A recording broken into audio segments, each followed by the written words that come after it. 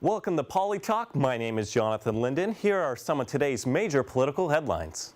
The nonpartisan Congressional Budget Office released the estimated cost of the American Health Care Act, which is the proposed Republican replacement of the Affordable Care Act. The report states that the replacement would cut over $334 billion off the federal budget between the years of 2017 to 2026. My issue with the health care bill, though, is that it seems to me that the Republicans continue to hyper-focus on cutting the budget without putting true consideration into how these cuts could affect the American people. In spite of these congressional reports, the White House has seemed to indicate that they are done making negotiations for the bill.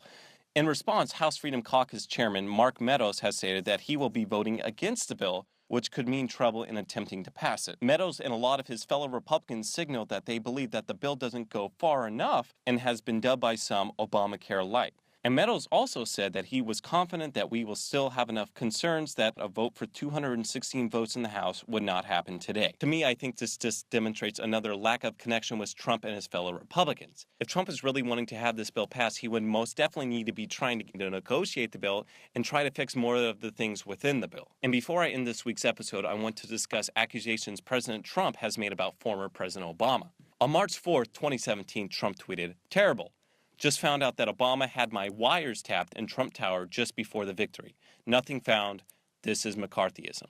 Problems have arisen, though, with these claims, though, because Trump and his administration have not been able to present substantial evidence pointing towards the accusations actually being factual. In an open to the public House Intelligence Committee meeting, FBI Director James Comey had some response to these accusations. With respect to the president's tweets about alleged wiretapping directed at him by the prior administration, I have no information that supports those tweets, and we have looked carefully inside the FBI. But it just wasn't Comey making an opposing opinion. Even the notoriously conservative cable news network Fox News came out and stated that it will not confirm the accusations that were made by frequently reoccurring correspondent James Napolitano. So my view on this is that Trump's administration is recklessly continuing on with their alternative facts train without any regard to reality and any regard to what could be the consequences of said actions. The truth for Trump is no longer what is the reality, but rather what he wants the reality to be. And if that doesn't concern Trump supporters, I don't know what will. His followers' pure instinct to believe everything he says